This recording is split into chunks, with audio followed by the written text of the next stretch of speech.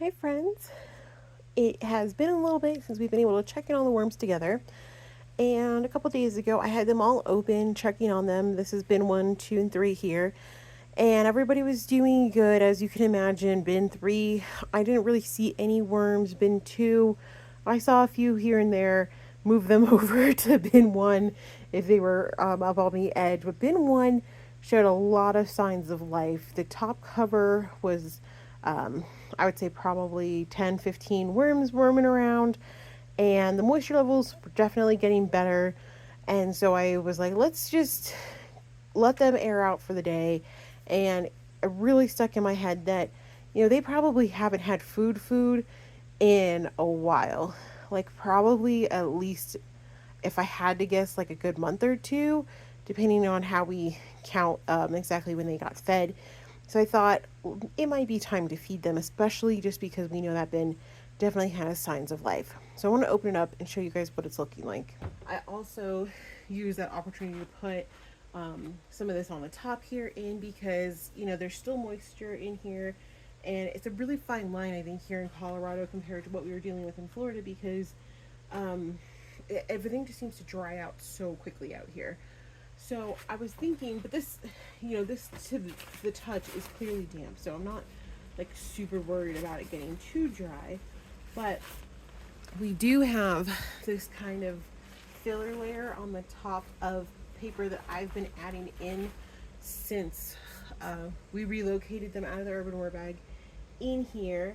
And I thought, we have a very clear definition of essentially paper, shredded stuff, coconut coir leftovers, and I hadn't been saving as much food scraps as I was before because honestly our outdoor tumblers are having a hard time keeping up in the winter, and I can only just put so much stuff in my freezer.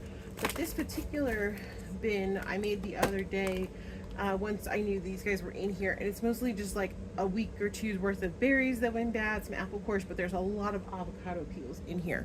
This seemed like as good a time as any to use this for their feeding because it is frozen, so it might be a little cold, but that's why we're gonna wrap it up.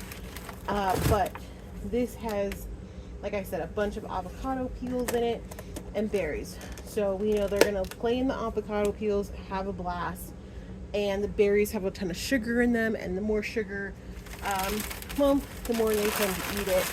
So I got 2 pieces of scrap paper from random packing stuff. We're gonna burrito it up. And truthfully, does a burrito this thick, is it really necessary for this level of bin? Probably not. There's probably not enough worms to break their way through it. But it is frozen and I don't want them to get too cold. So we'll have a little buffer. It's gonna go right on top here. We'll throw this other paper that's already wet from being in the bin on top. And then I just had these extra little scraps that were in my supply bag, and I thought we have some space to fill in.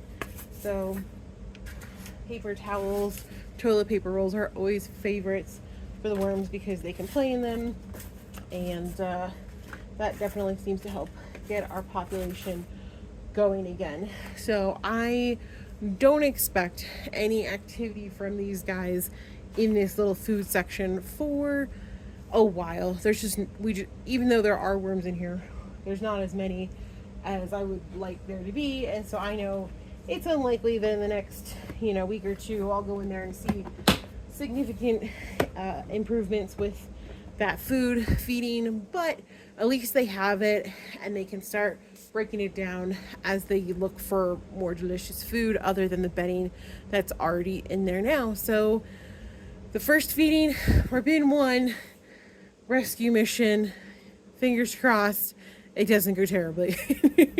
All right, friends, thanks for hanging out with this quick check-in. I look forward to getting back out in the garden and showing you what's going on out there, but for right now, well, it's just snow. All right, friends, I'm Alessandra. Talk soon.